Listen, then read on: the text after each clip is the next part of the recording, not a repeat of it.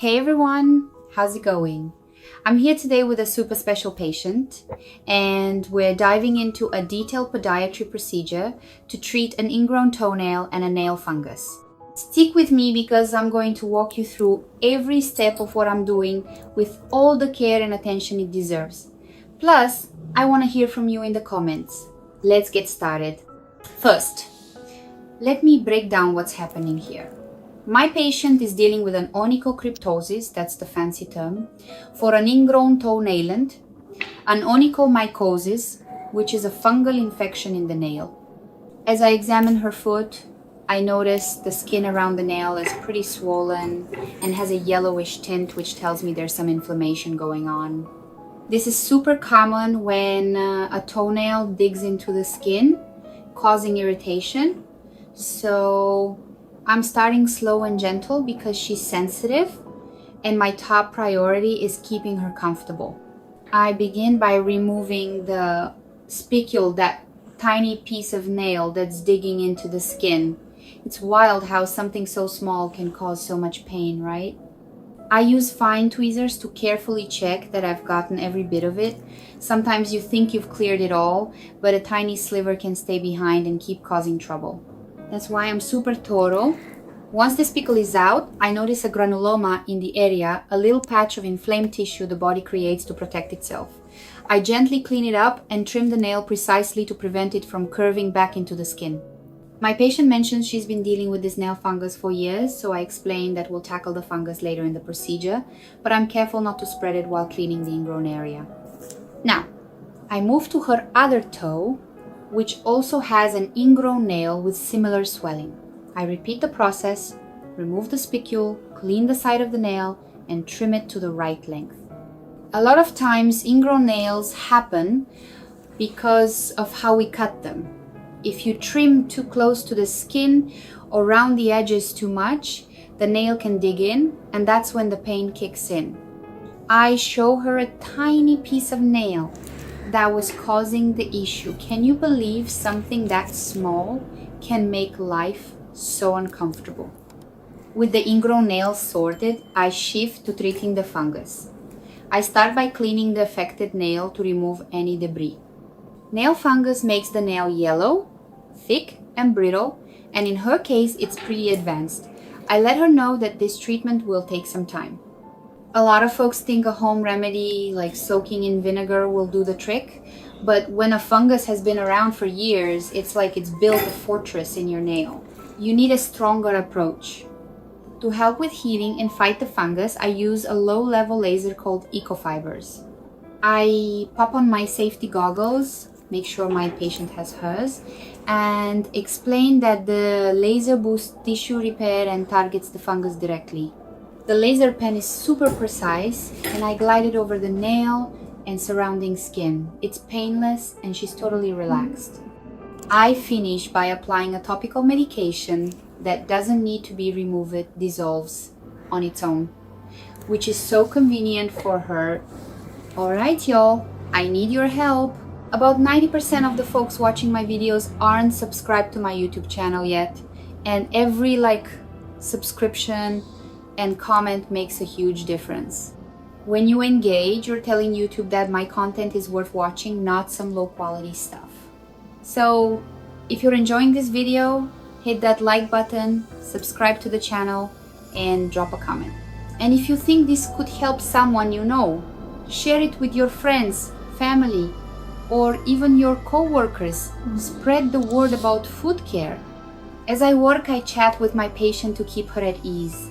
She shares that she had a baby 2 months ago, and I totally relate. When I was pregnant, my feet swelled up so much that even my fingers got inflamed. Can you imagine? I tell her, now that your little one is here, let's get those feet feeling light and comfy again. During pregnancy, swelling feet can make issues like ingrown nails worse because the skin gets extra sensitive. My goal is to have her leave not just with healthier feet, but feeling cared for and confident. To everyone watching, I want you to know that every foot I treat is unique, and I pour my heart into this work. Dealing with ingrown nails or fungus can feel uncomfortable. maybe even embarrassing, but there's no judgment here. My job is to help, and I'm so grateful to share that care with you. Now, I want to hear from you. Where are you watching this video from? Are you in California, New York, Texas, or somewhere else? Let me know in the comments. I love seeing where my content reaches. And if you've ever dealt with an ingrown toenail or nail fungus, share your story. How did you handle it? Got any questions? Drop them below and I'll answer with care. Here's a pro tip. Be careful when trimming your toenails. Cut them straight across, don't round the corners too much, and avoid cutting too close to the skin. That helps prevent ingrown nails. Also, if you're dealing with nail fungus, don't rely on home remedies without checking with a pro. Things like tea tree oil might help early on, but for stubborn cases, you need professional treatment. And for all the new moms out there, give your feet some extra love. During and after pregnancy, swelling can cause all sorts of surprises. A quick note about nail fungus. Fungi thrive in warm, moist environments, so keep your feet dry, wear breathable cotton socks, and avoid wearing tight shoes for too long. If you've had fungus before, disinfect your shoes regularly to prevent it from coming back. Small habits can make a big difference. Taking care of your feet isn't just about looks, it's about health, comfort, and feeling good about yourself. Every step you take should feel easy, without pain or worry. So, why not take a moment to give your feet some TLC? They carry you through life every day. They deserve it. Here's to healthy, happy feet and a life full of confident steps. Catch you in the next video. Big hugs and take care.